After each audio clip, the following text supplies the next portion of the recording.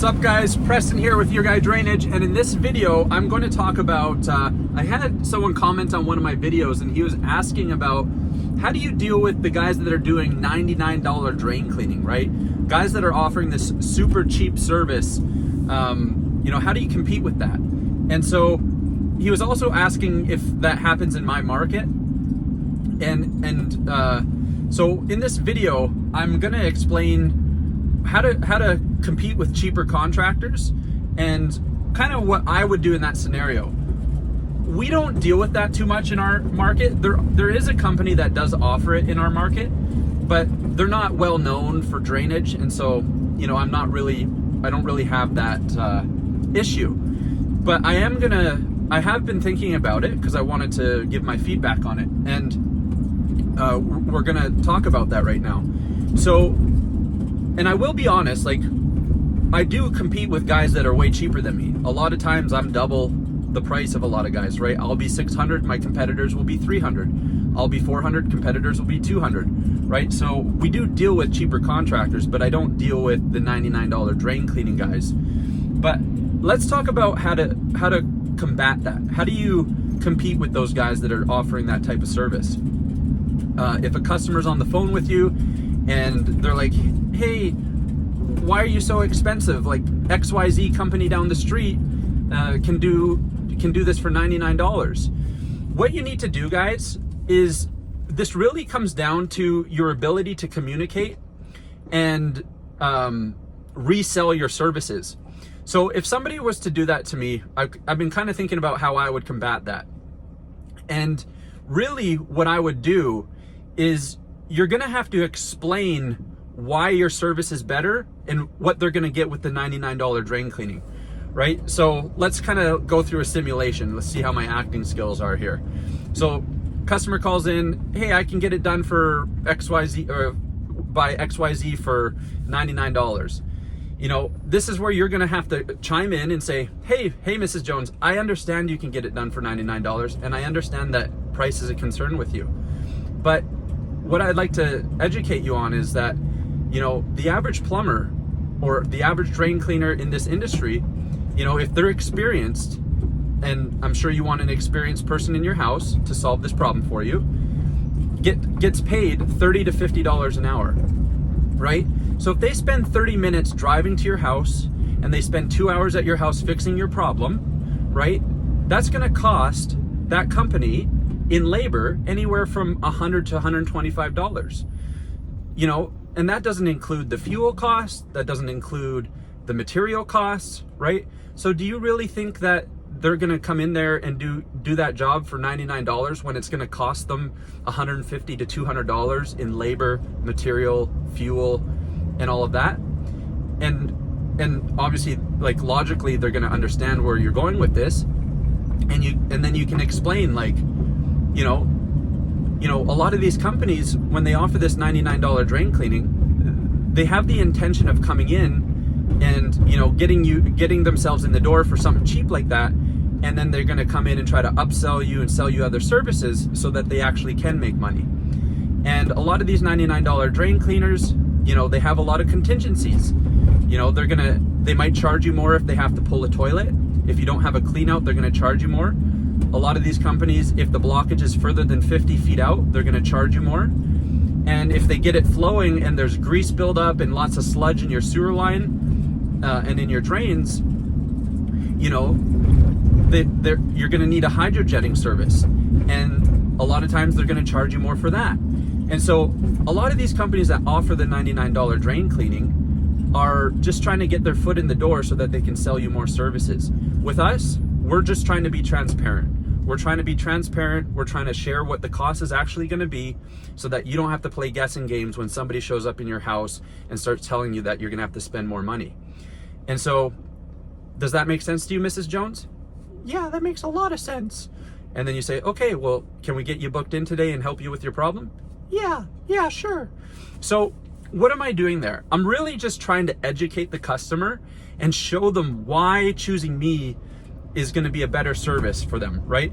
You're being transparent, you're sharing that you're going to solve their problems and you're not going to upsell them things that they don't need, and you're kind of explaining like logically, that first part that I went through, when you explain how the average plumber or experienced guy is going to be getting paid 30, 40, 50 an hour, and they're going to spend 2.5 hours between drive time, working on site, and then you have material and fuel, that it's going to cost them, it's clearly going to cost them more than $99. So clearly they have an incentive to upsell you and try to sell you more products and services, right? And that becomes, if you can paint that picture clearly in the customer's mind, then they're going to understand what's going on, right? And so it really comes down to your ability to communicate and really paint a clear picture in the customer's mind why choosing you versus the competitor that's $99 is actually the better choice, right? And so, you know, I made this up. I was thinking about how I would combat that.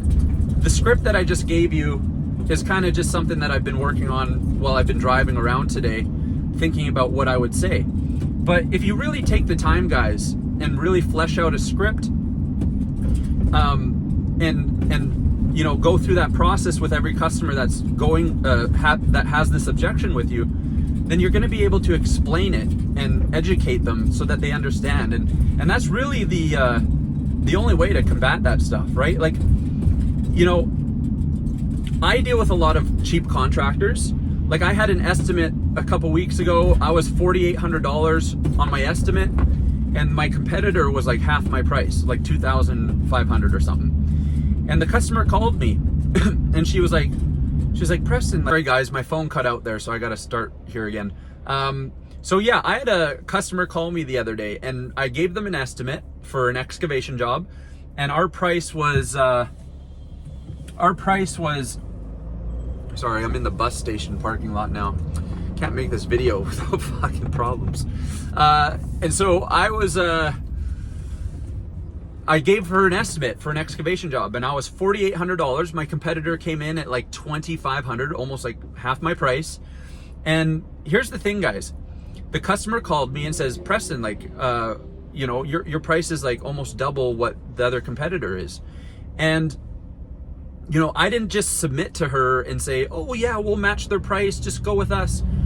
What I did is I resold the service, right? I explained to her, I was like, hey, I don't know what my competitor is offering in terms of service. I haven't seen their quote, but what I do know is my guys are gonna take their time.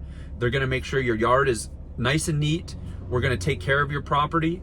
My guys are gonna do a thorough job. We're gonna do everything proper, you know, and you know, if you have any issues, we're gonna be around to warranty the work.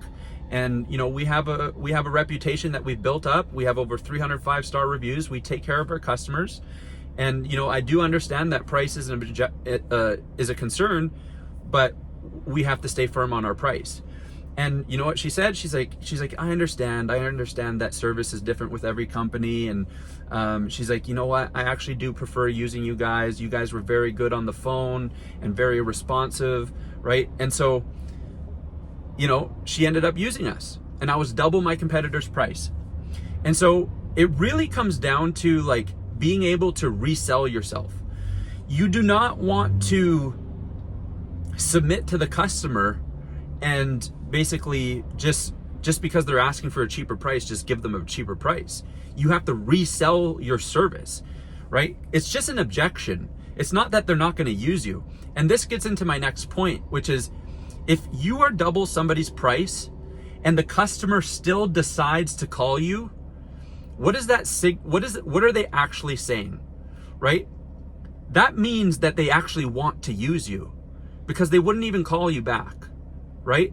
They wouldn't even bring this up as an objection if they didn't want to use you, right? They would just go with the other guy. If somebody calls you and says, hey, you're double the other guy's price, is there anything you can do on the price? What they're really saying is, I want to use you. I know you're better than the other guy. I like you more than the other guy. The only thing the other guy has on you is he has a cheaper price. Because if they liked the other guy, they would just go with the cheaper price, right? So what they're really saying when they call you and they say this shit on the phone is they're saying, the other guy's cheaper, but I definitely want to use you. That's all they're saying. So if anyone ever calls you and they go through this with you and they're like, hey, Preston, you know, you're double the price. You know, is there anything you can do? They're saying they want to use you. and the only thing that your competitor has over you is that they're cheaper. But they know you're better, they know you have better quality, they like your service more, they like you more, they like your company more. And so you have to realize what they're actually saying, right? And then you have to resell yourself and tell them why you're better and how price is a reflection of that. So you need to understand what's going on when these customers are calling you and saying this shit, right? So if somebody's calling you and saying, you know, I already went over the $99 drain cleaning script that I would go over with the customer, but you have to realize if they're calling you and they're saying, but a competitor over there can do it for $99, well, why the fuck have they not gone and went with the competitor that's doing it for $99, right? If the other guys are doing it and they're happy with $99, why haven't they done it yet, right? So price, it does matter to a lot of customers because not everyone has money. And so it is definitely something that you're just gonna have to deal with some customers. But there are ways to get around it. And it really comes down to your ability to communicate and really educate, right? And communication is a skill, guys. Like, you cannot be answering the phone and just being like, yeah, it's $600. You know, like, you need to really communicate, educate, and paint clear pictures in your customers' minds so that they understand what you are going to provide and how you're going to help them and how you're better than your competitors, right? So again, I don't compete against these $99 drain cleaners. There's one company out here that does it, but I don't really even compete with them, and they're not even a real drain cleaning company. They're a big shop with like all sorts of different services. So, you know, they're not anybody that I'm worried about. But if you do have this in your market, you know, it really just comes down to your ability to really be a good communicator. Like, you just have to be really good at explaining and sharing and painting clear pictures in your customers' minds so that they can understand why you're more expensive and how you're going to be better and why they should trust you more. And so that's pretty much it, guys. I hope this answered the question. I hope this was useful for you guys. If you have any more questions related to this, you know, comment below, let me know. Make sure you subscribe. Sorry, my throat's cracking. And yeah, and what I would do, guys, like, this is really handy. I've done it with ChatGPT. If you're not sure how to like create a script around this, use ChatGPT, guys. Like, that thing is like genius. Like, explain to ChatGPT, like, hey, you know, I have competitors that are offering $99 drain cleaning, you know, but a lot of times they have contingencies like this, that they won't pull a toilet. It can only be 50 feet long. They won't do hydrojetting services if there's sludge and grease in there after they clear it. Can you help me build a script so that I can educate customers and paint a clear picture why choosing us is a better option? If you struggle to make scripts and you struggle to really figure out what to say, and I tried to help you guys in the beginning of this video, but use ChatGPT. It is actually very, very good at helping you refine a script.